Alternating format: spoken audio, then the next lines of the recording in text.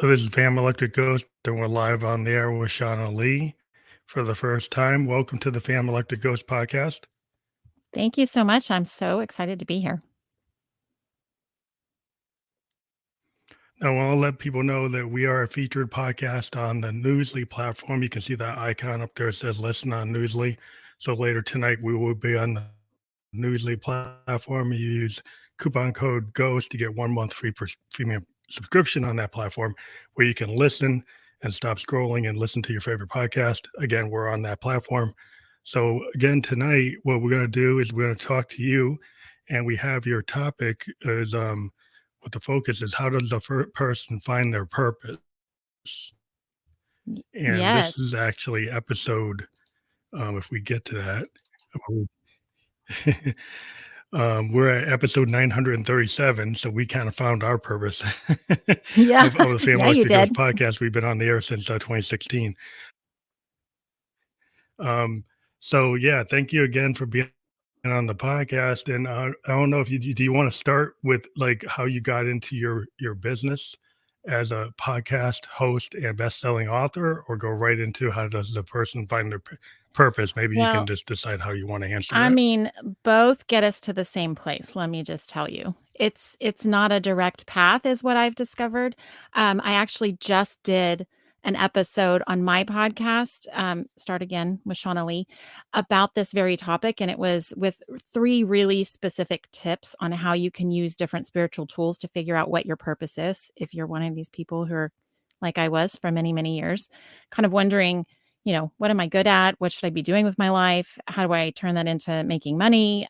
Do they have to be correlated together? And so for me, it took some bumps and bruises and stumbles along the way to figure out that I'm really good at talking to people and I can make that a living. And so, um, oh gosh, how do we start this? So I actually ended up divorced for the 3rd time.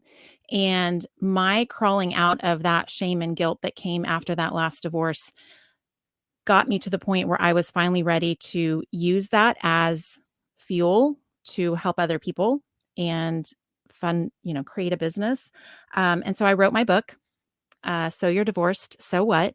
And it really is about how do you rebuild your life after divorce. It's a guide for people to kind of put one foot in front of the other and figure out what's next, but it gives people permission specifically to dream big and open up to what it is. It's a new beginning. It's possibilities are endless, and really just allowing yourself to figure out what you want to be doing. And so it took me a little bit to realize that the book could play along really well with the podcast, and that I'm reaching the same audience and really helping people to start over in a point in your life when a lot of times you feel like it's too late to start something new, or maybe you're too old to do this thing you've always wanted to do. And I really am here to do nothing more than to shine light on people who've done that and give people permission to do that for themselves. I think that's like I what I noticed is I'm a cancer survivor, and I kind of went through my crucible moment, age 27. I'm age 55, and there's like the pre-cancer version of myself, and then the post. And Yes. the podcast wouldn't have been something I would have done pre-cancer. The music, I'm a musician. I wouldn't have really done that. I would have just been in the background. I wouldn't go make my own band, be the lead singer. So a lot of things Yeah. I did because sometimes you have to go through it. And I find that when I started this podcast talking to musicians, and most Mhm. of the time singer songwriters, their best songs are because of heartbreak or sadness or melancholy or something that they Absolutely. worked through. And Yes. so we find that that's like the fuel for creativity, regardless of whether you're a musician or not. It just seems to be a common thread. It is a common theme and definitely one that held true for me in my life. It was those moments, I call them the start again moments, but it's after most of the time an extreme loss of some sort, a loss of identity, a loss of a job, a loss of a spouse. Um, it's those moments that kind of bring us to our knees, that give us the opportunity to say, okay, hold on a second. What am I doing with my life? Is this really the direction I want to be going? And usually there's a more fun and easier path to enjoying life a little bit more. Yeah, I just find that creators and creators aren't just isolated to authors and musicians and painters. I Yeah. find entrepreneurs, I find life coaches, therapists. You have to have a certain creative capability to be Uh, able to kind of work off the cuff and listen and process. And yes, so absolutely. I think a lot of people are creative and maybe they kind of put musicians and artists in a category and say I could never reach that. And Oh, sure. I think that's kind of a mistake because a lot of people, human beings, we're inherently creative, and Yes. I think art therapy is a big thing that people find.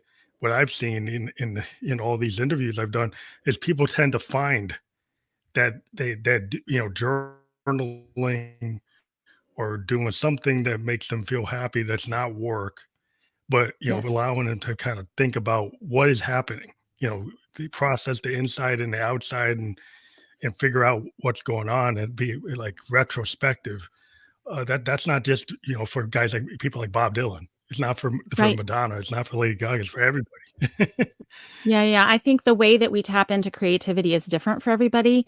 My favorite people to talk to are the ones who claim to not be creative, and I disagree. I think every human being on the planet was made to tap into their creativity, and the beauty of it is that we can all do it a different way, right? I can create online courses, or I can create, digital content, or write a book, but being able to tap into that creativity is the magic, right? So for I would never compare myself to a singer songwriter or someone who can get on stage and sing, you know, dream of mine to be able to like hold a tune.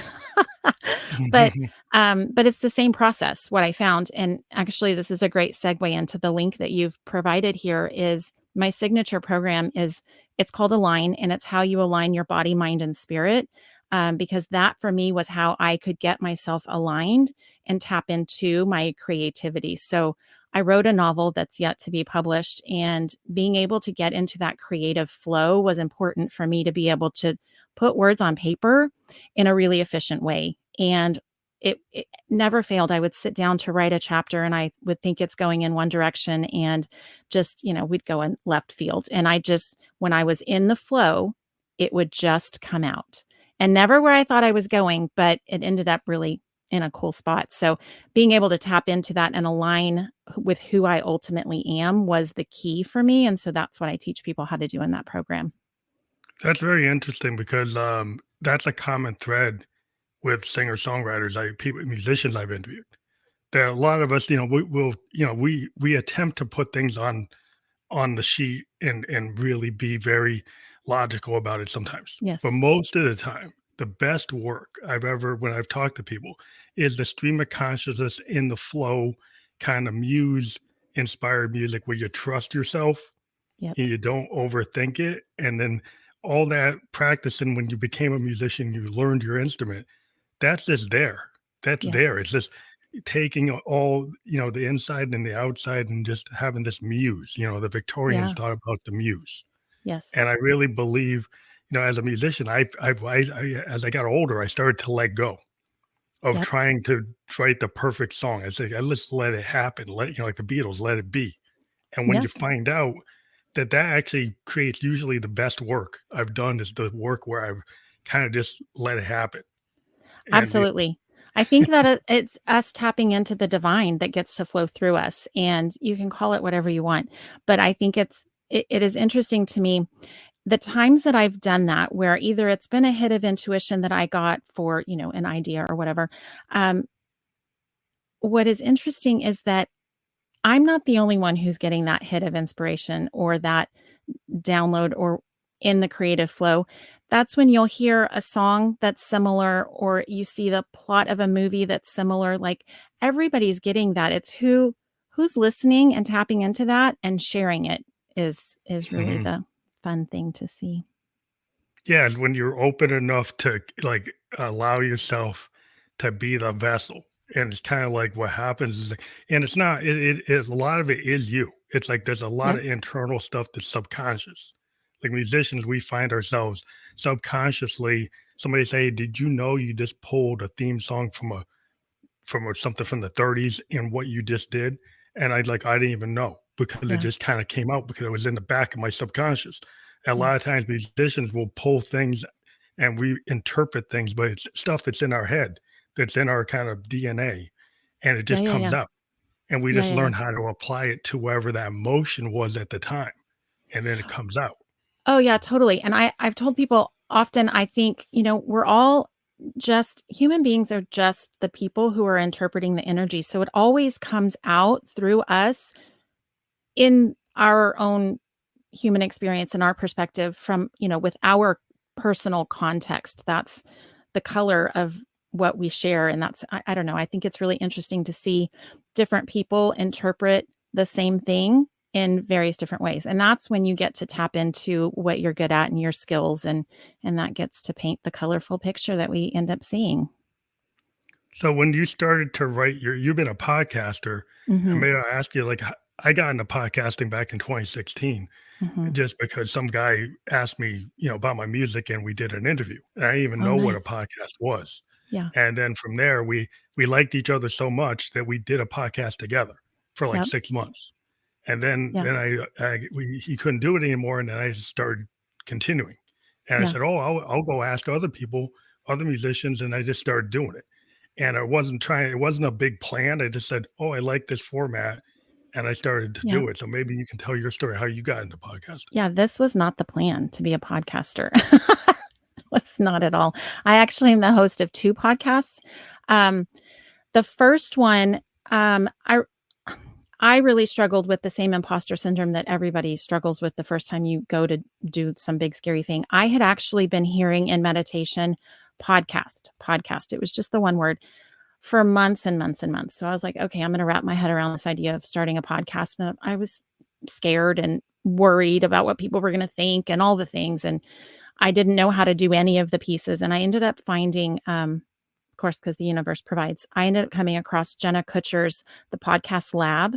And it is like she breaks it down into the tiniest little details where you're like, okay, if she could start a podcast just with her phone, I'm pretty sure I can do this. And so I started my podcast last year, actually, after stalling for quite a while. I probably stalled for about a year before I finally was like, okay, I can do this.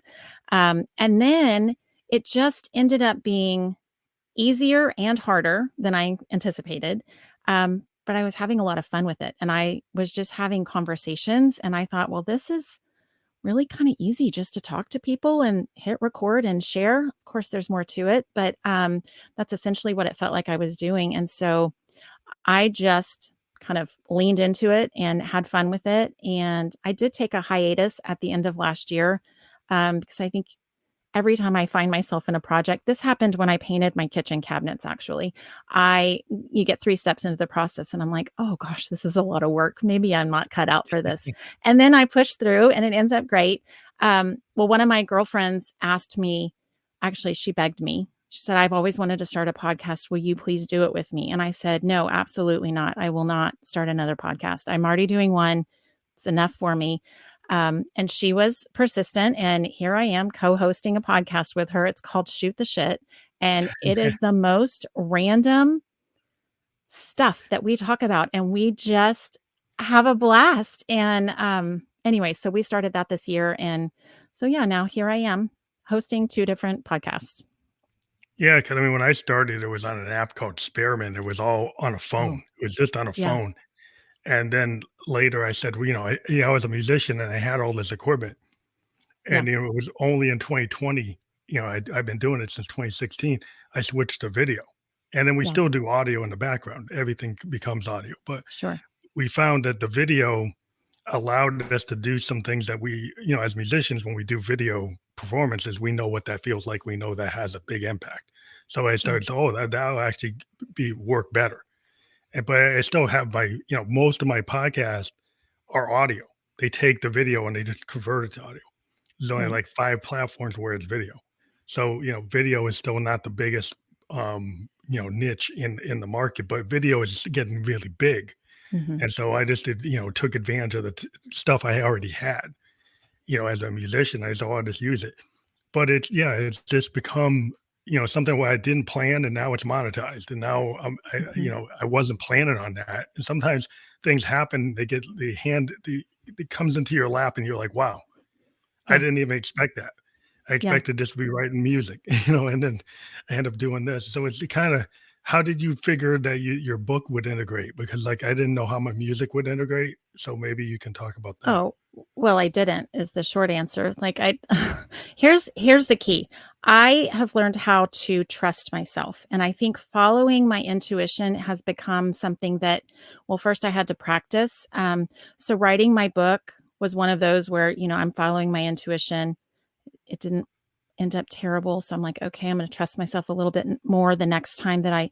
And so by the time I just honestly, when it sounds the crazier it sounds is usually the more that I should do it. And so I've just learned to trust myself and follow those nudges. I'm trying to get better, like video is the direction things are going. Well, I personally love that podcasts don't use video. Um, at least that's how I've embraced mine, because I like to show up to work without having to do my makeup or my hair. And so for me, I'm like, I'm going to fight the video part for a while. Yeah, yeah. Um, but I think just, following my intuition and it is a muscle that has to get stronger. The more we do it, the more we trust ourselves. So I guess how would I answer that question? It I really didn't know how the book was going to integrate initially. And at first it felt a little disjointed that I had written this book and I'm writing another book. It's called Welcome to the Shit Show. Midlife dating at its best. And it is all about these. I've heard so many stories and I've have so many of my own. This whole experience of dating in your midlife, that, the good, bad, the ugly. There's some good stories in there. There's some terrible stories. You're like, did that really happen? And so these are a bunch of different dating accounts. Of real life people who have changed their names. And then the other part of the book is actually guidance on direction on how do you date with intention? How do you change your patterns? How do you actually attract the person that you're seeking to call into your life? So it's like part self help, part entertainment. Um, Mhm. and so if you look at the dating book and then this guide on how to put your life back together after divorce. And then I'm talking a lot about entrepreneurship and business owners on my podcast. It felt a little bit discombobulated for a little bit until I realized everything that I'm doing is to help people do one of two things, either make more money or fall in love. And so if I pull it back to those two things, any one of the books I write or It's a the common podcast thread. episodes, that it all comes back to those two things. Yeah, cause people ask me before, I used to only interview musicians and writers and Hmm. creatives. And they, when I started to interview business people and entrepreneurs and life coaches and shamans, they said, well, how does that integrate? Hmm. Well, did you never really listen to the story of the Beatles? Like the Beatles got into shamans. The Beatles inspired filmmakers, artists, entrepreneurs, like CEOs. Music has always inspired all types of people because it's like it's a theme song. It's Yep. to a lot of people's lives. Music has inspired activism, inspires people to be creative. So I said it was a common thread of creativity. And I if can you're see a that. CEO, yeah, you're creative.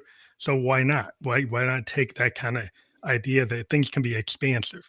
Because everybody wants to Mhm. be in the narrow niches. And I say there's a lot of things that are expansive. In music today, people are cross genre. They're Mhm. mixing country with hip hop and rock and punk. And it's all kind of cross. And a lot of things that end up being really cool are when things cross. Oh, So yeah. I said, well, my record label is called Expansive Sound because I Yeah. like to mix things up. And I don't want to just be in one lane. I want to kind of cross lanes. So I said, Yeah. well, that actually matches what I do. So it's not that big a leap to do what I'm doing. Yeah, and there's a common thing with that we have in common. So I actually have called, my guests expanders. So in a lot of way, the people that I am interviewing on my show, they are expanding my listeners' view for their own life and what's possible when they hear these stories that these amazing so far it's just been women, but all these people who come on to be a guest on the show and they're sharing their story, it expands your view of what is possible. So I am fully behind this expansive idea that you're talking about. Yeah, 'cause it was interesting because some people, like, I asked for advice when I decided, oh, I'm going to expand my podcast, and Mhm. they said, oh, you should rename it, rebrand it. I said, no. I looked at it as, I'm not going to. I decided to just make it under one brand and not to segment into multiple. And I understand that people they could have argued one way or the other, and Yep. maybe in the future I'll create a different one. And I actually did with an alter ego. I Oh, I have an love it. alter ego. So I have an alter ego that is like a character, like a David Bowie character named like Josephine Electric is a character in my band. And so I have a separate podcast for her I because she's love a it. made up character I created. And so Uh-huh. I understand there's niche markets and you can do stuff like that. Oh, But for sure. I just the idea of expansive was like, oh, I can kind of put it under that one banner and build my brand of Phantom Electric, and it's a Yep. podcast and it's a band and I'm a music producer. And so I get all kinds of opportunities that I didn't expect. Yeah, People yeah. want Oh, for sure. But I also think you're hitting on another important thing, which is you can always change your mind. So you can go down one path and then decide, I don't want to do it, or it's not working, or for whatever reason, you can always change your mind.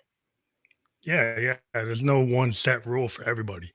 Yeah. And that's why I think people are always looking for some kind of like instant package that's going to solve everything. And I Oh, think a yes. lot of times is like you can kind of make things work.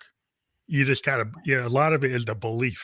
Like a lot of times, like you're your own worst enemy. Because what I found is like my grandpa 100% always of the used to say time. he is a coal miner. He said, just show up.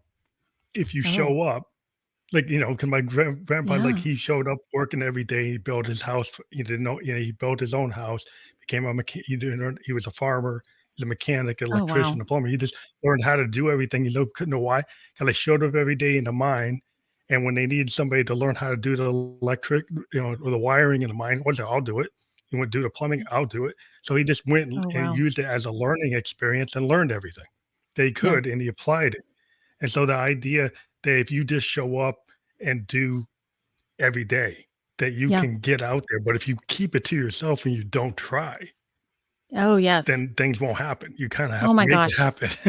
Yeah, I can think of all these people like that have this insane talent that they're just because they're afraid to share it, like they're being selfish. They could be sharing that beautiful gift with the world and they're keeping it to themselves. And it happens all the time. But I love that. Just show up. Yeah, like, a lot of people is like, "Oh, a lot with musicians," like, I run into people, like, as a producer, and they want to show me something that like a copy of something else.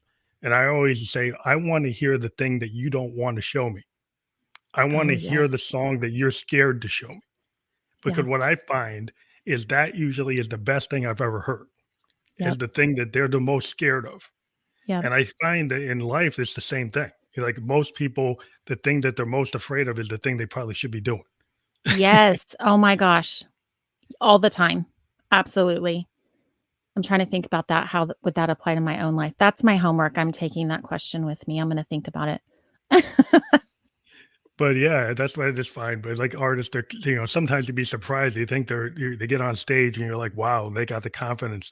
But there's a lot of stuff they're not willing to show Oh, compared to what for they're sure. showing. Yeah. And it's kind of like trying to get them to open up even more is hard once they think they've already been opened up and then they're not, and then you're Hmm. like trying to get them to do more. Yeah. But Yeah. it just seems like journaling I totally get because as an artist Hmm. that's what we do. Yep. We keep diaries of everything. So how do you explain how that helps people who maybe don't do that? Oh my gosh. Well, first of all, I can't even imagine turning one of my journal entries into a song.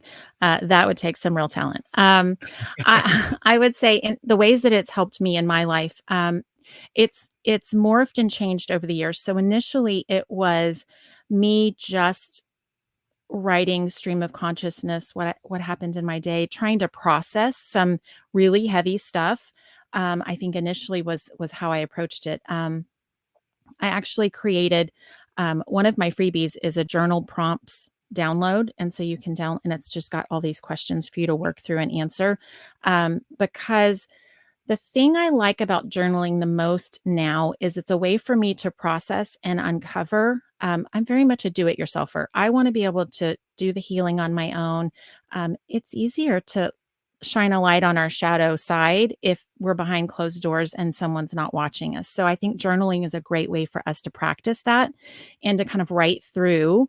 For me, my mind runs 100 miles an hour. And so for me to write physically with a pen forces me to slow down those thoughts and try to unjumble them and kind of make sense of them. I've been able to uncover limiting beliefs through journaling, which is just this concept of you're walking around believing this thing to be true about your life and it's really limiting your potential. And being able to uncover that opens the door to the future where you want it to go. So that's been really powerful. And then really sometimes I'll tell you another thing that I've practiced with journaling a lot is gratitude, because we're not conditioned to be grateful.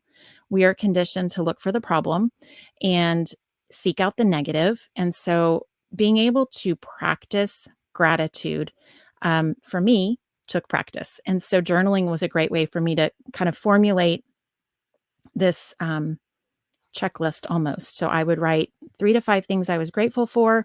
I would write one thing I'm proud of and one thing I'm looking forward to. And it was like a formula that I could use on repeat every day, and it created the habit.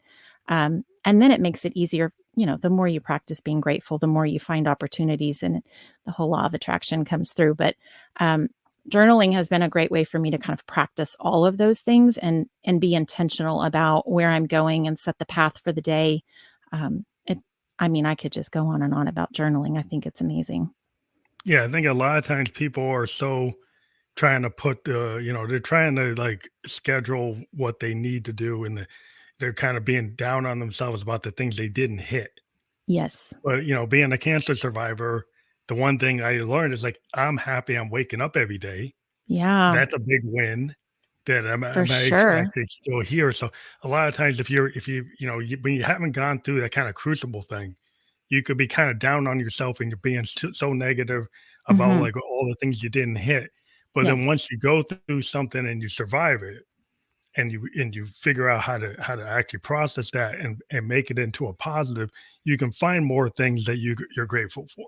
Oh, for You'll sure. find more things that like, hey, like as somebody, like you could look at, like I did 99 songs and only one of them went through. You could say, well, I Hmm. failed 99 times, or you could say those 99 pieces of music are steps toward the one song that got through, and they're not. Right. That's not. Those aren't failures. Those are No. steps on the way to the top, the Yep. way to, so but people, how you look at it is your perception. Like philosophers always say perception is reality.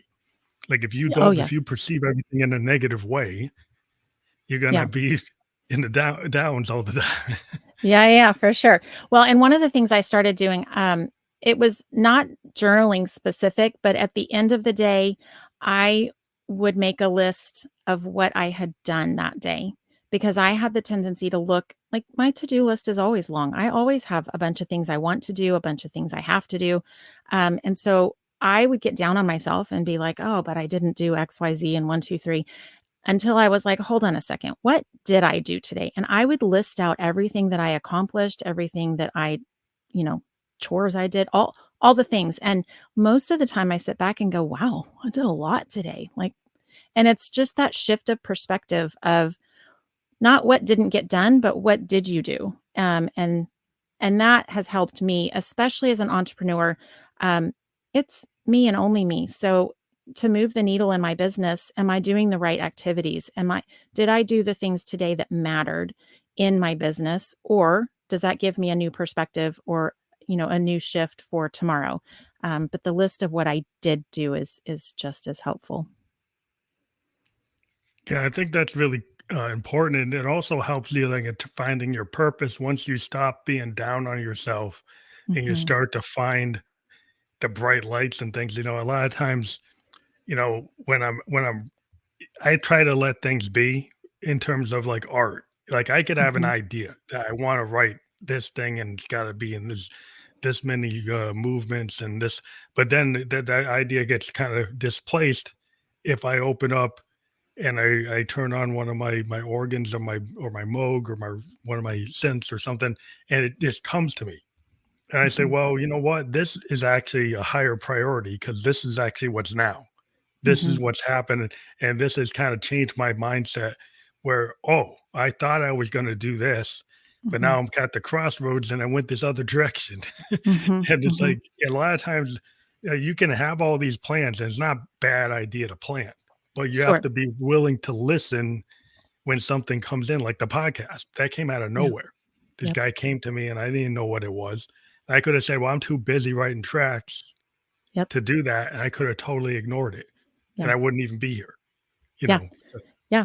Well, and we always have choice, right? So, that's the one thing I like to remind people is, this whole idea of what is my purpose in life? It feels monumental and huge, like we're supposed to figure out that we really are a talented singer, or, we see these examples and think, well, gosh, it must have been really easy for that person to know, Lady Gaga must have just known that this was her purpose. No, that's not how it happens. But a lot of times, our purpose is not the thing that is supposed to make us money. And we think it should be our career, that our purpose mhm. should be how we make a living and how we set. Sometimes, I mean, I've known people, their purpose is to be able to tap into joy every day because they battle depression, or like it could be something that touches every aspect of your life, but isn't tied to your profession. And I think that's also key to kind of keep in mind that it doesn't always have to be. I mean, it could just Yeah. be a hobby. Well, I lived in Japan for like 2 years, and I'm a Buddhist, and I kind of have this understanding of Eastern philosophy, and the idea is sometimes Western kind of mindset is like industrialization and Yes. capital markets, and if it's not art is kind of put on low on the totem pole. I'm Yep. always kind of pushing in my school system. There's like don't get rid of the art program. Yep. And people are like, "Oh, well, that doesn't do anything." It's like you don't understand how much creativity is Mhm. part of the process. Everybody this thinks like it's not just a bunch of like Wall Street guys that come Yeah. up with the ideas. They come Yeah. up with the money, but the Yep. ideas come from the dreamers. They come from the artist. Mhm. And so just because the money people are elevated Yep. doesn't mean, and then the people who come up with the ideas are kind of devalued. Yep. And it's kind of backwards because the It's ideas totally come from the. backwards. Yeah, it's not the right mindset. It's like, yeah, they come up with the money, but did they? Because some people were trying to say it. I don't want to be a jerk, but saying that like Elon Musk is like Edison. He's not Edison. I'm sorry, because he's a money guy. He's Mhm. not an idea guy, right? Mhm. The engineers and designers are the idea guys. He went and found guys. Maybe he's good at finding guys and putting them together, but he's not Edison. He's not Tesla. He's Yeah. not one of those guys. He knows how to take the money and give it to those guys, and then people are kind of saying that he's somebody that he's not, and it's like I think that's a misrepresentation in our society. Not understanding what somebody is. Yeah, and I think it ties back to this concept that keeps coming around and around for me right now is, um, that we need all kinds. We need both types of those people, and we need to be able to work together as a collective. Like, it's all about unity and coming together because we're not meant to be all things. We're supposed to do our unique thing. What are you good at? And you partner up with the people that collectively makes humanity better. At least that's my opinion. Yeah, but I think we get overvalued where like if you're a kid and you're an artist, and Da Vinci was an artist. He was like a Renaissance type of people from that period, the Mhm. people who knew math and science and art all at once. Mhm. But then what gets happens is only the math is elevated, only the economics is elevated, and then the art part of the Da Vinci kind of thing is not considered as being valuable. And I think that's the mistake. The mistake is not realizing it's all part of the same thing. It's all part of that collective, and you can't just have an overabundance Yes. of one type of left brain or right brain. You got to have all the brains. Yeah, and I also think, specific to kids in school, so I'm a mom of 4. I fundamentally believe if we allowed kids to tap into that creativity and hold on to it, but it's conditioned out of them that we wanna spend less and less time playing as we get older and older, um, I feel like we would be raising happier human beings if we allowed play and creativity to be, um, an equal part of what's important, right? And it's funny because I look at people who are going through a midlife crisis, and I'm like, you just are missing the creativity and the fun and the play. It's all Yeah, a tied lot of times together. the people when they go to therapy, they seem to go back to their inner child and they go Yep, back to something they were really into. What I found yep, in a lot of conversations is people were like, they were a lawyer, they're some banker, or they're a yeah, scientist, or and they spent 100 hours a week just doing that. But they did mhm, want to play piano, or they did want to do like a one act play, or they wanted to go and do photography, but they never took the time because people told them that wasn't worth anything. Like a parent told them it wasn't, or the grandpa or somebody told them. And then and they get to their crisis moment, they're like, "I yep, wanna have fun, I'm not having fun. I'm a good yep, scientist, I'm a good PhD, but I'm not having fun. I'm unhappy yep, that the career is not satisfying me even though I'm very good at it." yeah, Because they've lost that kinda like, there's nothing wrong like, what I find with musicians is, like, we actually have fun, yeah, right? It's not even about making money. I might play for hours with some people, we didn't make any money, but we had a good yeah, time. It's yeah, it's yeah, about actually experiencing something that lightens your heart and you're not depressed and you're not overthinking and you're yeah, having fun, you yeah. know? I think we all need to do more of that. Yeah, I think then you have peace of mind, and when you have peace of mind, a lot of things open up. Like, if you got a heavy heart and a heavy mind and a heavy soul because you're just so unhappy, Yep, if you find something in your life, whether, I'm an artist, I always push art, but if, sports or mhm, athletics or something, whatever, walking in the woods, whatever. If mhm, something makes you happy, do more of the thing that makes you happy, and you'll yeah, find, if you get, diminishing returns from sitting at your desk for 8 hours hammering at a problem, maybe you exactly. need to walk away and go walk in the woods and come back. Yeah, yeah. Oh my gosh. Well, going out in nature is definitely I'm really like an indoor city girl, but, there are times, actually daily, where I know that I need to go outside and at least sit there and listen to the birds or watch the tree swaying in the breeze or whatever. There's something about being out in nature that kind of connects us back to earth and what's bigger than us, I think. Um, yeah, it's definitely one of those. Well, and I just think we all have those moments where we're powering down the path of where we think we need to go, and we're trying really hard, and it's all about the effort and the work behind where we're trying to go. When if we just let go and relax a little bit and allow things to kind of fall into place, things are smoother and easier. And then that's usually when the idea, the problem that you're trying to solve, you've got the answer. That's when the things come to us, is when we've allowed ourselves to kind of um, lighten up, really.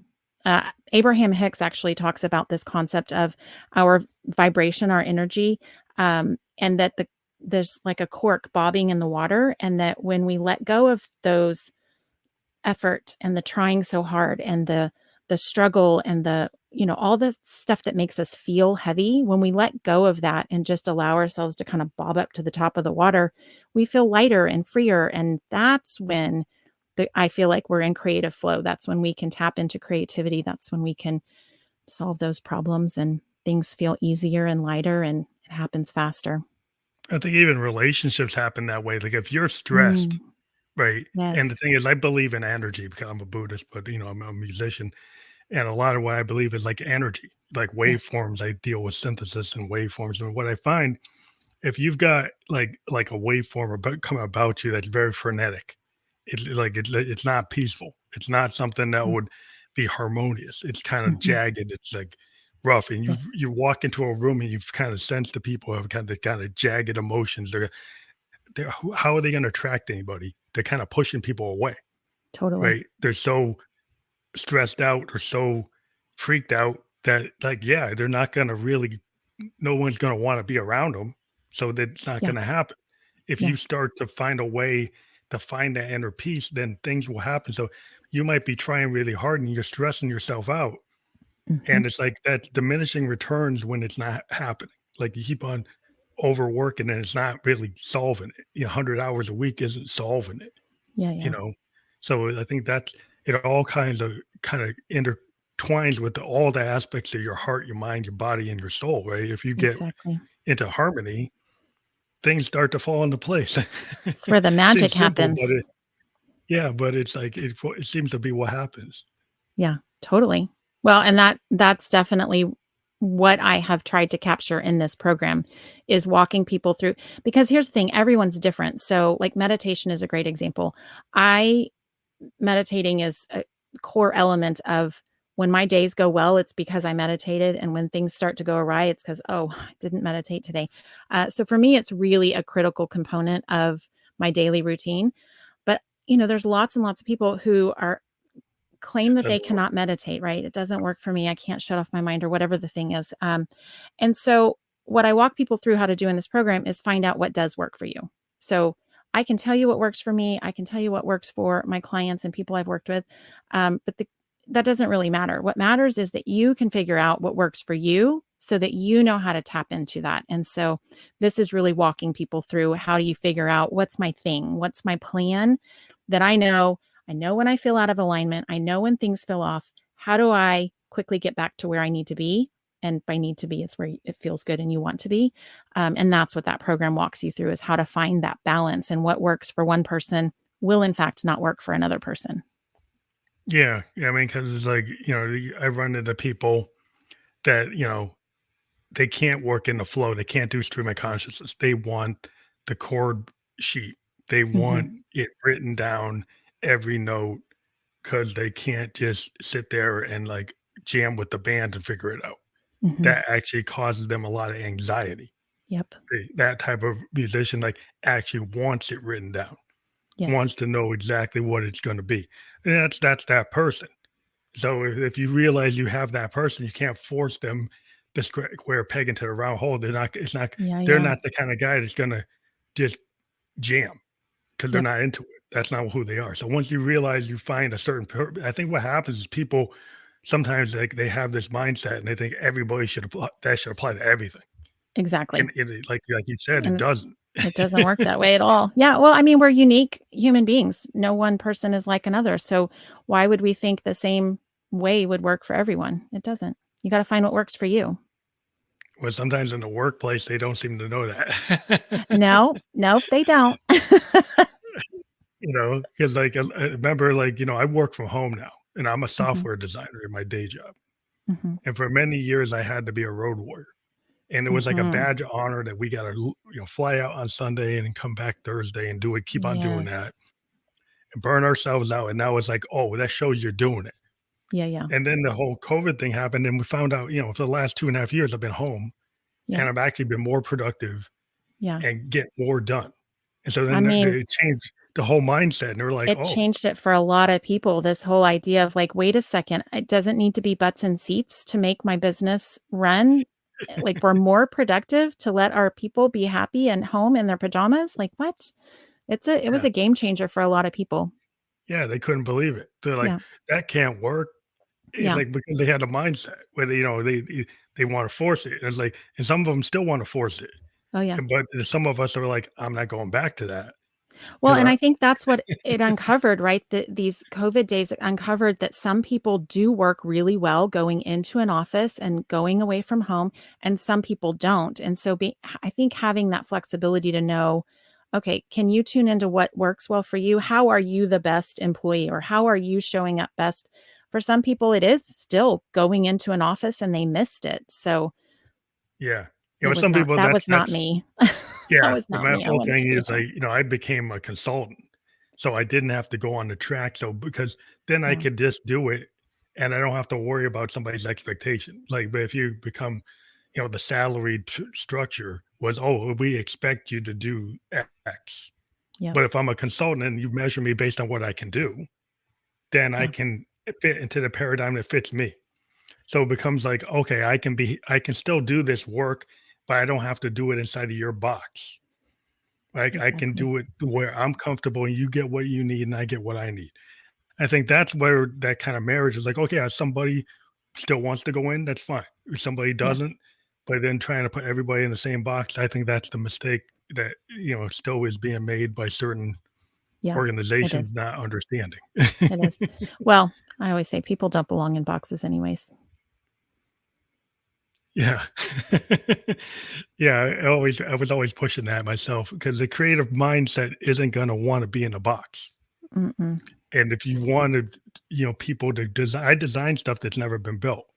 Yeah, So you think putting me in a box is gonna get me to do that better, or put me in an environment where I'm more comfortable is gonna get me to do that better? exactly. Exactly. But, I kinda figured out for myself so I didn't have to worry about Yeah. it. But I think that's when you have to be, like, strong enough to not get bullied. I think a lot of people will Oh, get sure. bullied into, doing something that really doesn't make them feel good, but they think they have to. Yes. Yes. Well, there's a lot of things we think we have to in the society. But I think that's what self-awareness is all about, right? Learning about what's actually important to you and tapping into what boundaries do I need for this whole self-love, self-care um theme that in, direction you see people going in, it's because it allows you to figure out what is important to you. I have a whole chapter in my book about self-care, because a lot of moms, and some of us find ourselves divorced, raising these children by ourselves. Self-care is like the last thing. It's the bottom of the list of what we're going to focus on. But being able to figure out, what do you like to do? What is important to you? What fills your bucket? Is kind of tied to that we were just talking about, like, how do you work best? What environment do you thrive in? Being able to answer those questions for, some people, get to midlife and that's the first time they've ever even really considered, what do I wanna do? What does light me up? So it's important Yeah, work. this seems like, it's just there's some societal expectations with, like, dating and marriage Mhm. and Oh, relationships, sure. and, people have these expectations, and then sometimes they don't even communicate. Like, like, some people feel like, I'm gonna save this person, or I can change this person, Oh, dear. Yes. right? And then it's like, well, that's really not gonna happen. And Mm-mm. so if that was your goal, then that's kind of a total misalignment, Yep. and then eventually you discover, like, well, that's never gonna happen, and then you have to make a decision. But you had this kind of belief that you could do it, but Yeah. it wasn't really, based on anything other than it was a truth that you thought was real, but isn't. And Yeah. so I think a lot of people come to that point and like, "Oh, it's not working." Yeah, yeah. Well, and that's some of the work. So my dating book that I talked about, it actually stemmed from a dating course I created. And that's the work we do in that course is to kind of look back at past relationships and identify what those patterns are and take responsibility for how you showed up in those relationships. That way you can look at it and choose more strategically and intentionally where you want to go next with dating. It's a very interesting thing to date later in life. Yeah, because at the point when you're young, people are like opposites attract, or Mhm, you go for something that you think, your parents like them or they like her or mhm, what. But mhm. do you really like them? Some people Exactly. seem to get into this thing where, like, are you doing this for your family? Are you doing it for your friends? Or are you doing it for you? Right? Yeah, yeah, Some people have been trained self-sacrifice so much yes, that they didn't even think about it, and then yep, find themselves into a situation where they're not they never really were trying to satisfy their own needs. They're just like always helping other people. yeah. Well, and it's funny because, we can do a lot of work to heal from those situations and to do the work to figure out, like, why am I attracting these people? That takes a lot of, self-observation, but being able to shift those patterns and change them is where it gets tricky, and then so you attract the new person, you get in a relationship, that's when all of your untouched stuff will come up. Relationships are the best teachers for, "Oh, I still have to work on that. Okay, great." Yeah, well, you never like some people always think like, oh, I get married and then everything's gonna be perfect.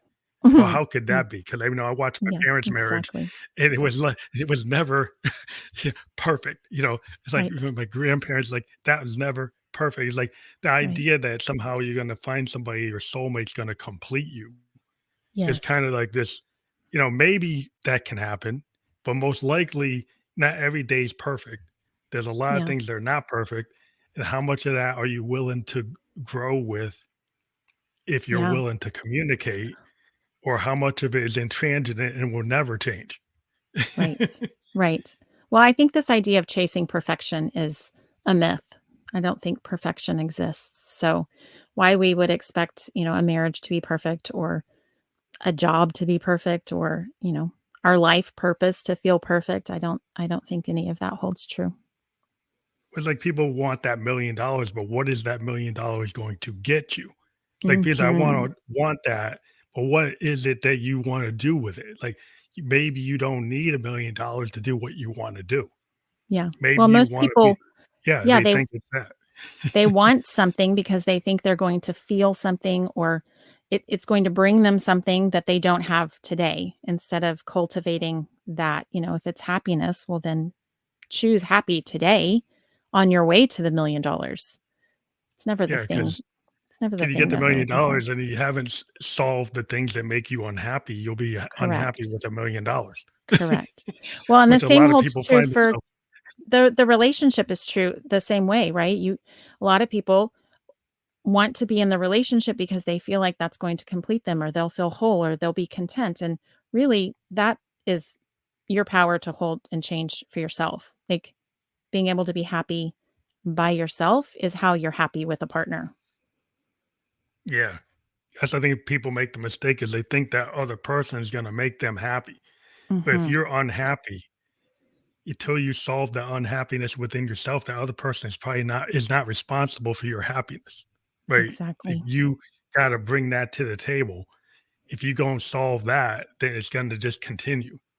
Yep. And I think people make that error all the time, and it seems like very simple that you would realize that, but I Yeah. think a lot of times we don't know Yeah. where we are. In It's our true. heads, in our hearts, our souls, we don't really know because a lot of times we're told that self-assessment is, "Oh, we're foo-foo that, don't do that," Yeah. Yeah. you know? Yeah. And I think that's where as you get older, it's like, "Well, I probably should have done more of that." Yeah. Yeah. The self-assessment is important. It's important. It's the key to happiness. So, yeah, I think, we've had a really interesting discussion, and we've talked about flow a bunch of times, Yeah. and I think the flow is very important for somebody to kind of find that happiness, is when you find that flow that if things are like come easy to you when you find that, like you Yes. find the athlete that can do the 3-point shot, they do it all the time. Well, it wasn't because Mhm. they just can do it; they practiced it.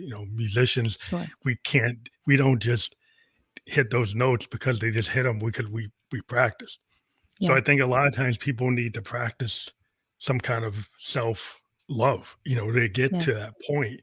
Because as well, the people who are artists or athletes, they actually do a lot of practice.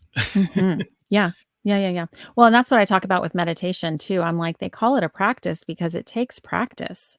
But I think you're right that getting into that creative flow, on the days that I have been able to tap into that juicy goodness, I am much happier. I am a lighter, freer being. The way I encounter people and go about my day is so much easier and more fun when I've allowed myself the time to tap into creativity.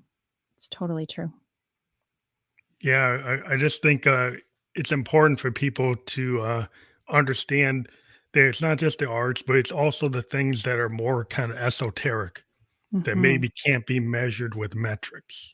you Yes. know, and those things sometimes are hard to prove to people that they're important because you can't put them on the pie chart and you can't Yeah. put them on the graph, Yeah. unless you get somebody who figured out how to do it. And Yeah. even then, it's like, oh, is that really the point? Well, yeah, I had a podcast guest early in my, initial season, and she came on and she said, "It's interesting. We talk about creativity or flow or any of these things." She goes, "You notice when people say, I'm starting to run." She's like, "People don't go, 'Oh, are you good at it?' But if you say, 'Oh, I've started painting,' people will go, 'Are you good at it?' Like there's this qualification for like you have to be good in order to be to paint something. Painter, yeah, Not or but you don't ask photographer. them Like, the same question if they start running. "Oh, are you good at that?" Like, are you good no, at we don't. walking in the woods? Yeah. Yeah, we don't ask You those don't really questions. need to be that good unless you're gonna fall down all the time because can't keep a good step, if you're Yeah, walking on a trail. yeah. But, yeah, yeah, it's interesting. But I Mhm. think, like I said, it's always great to have people on the show.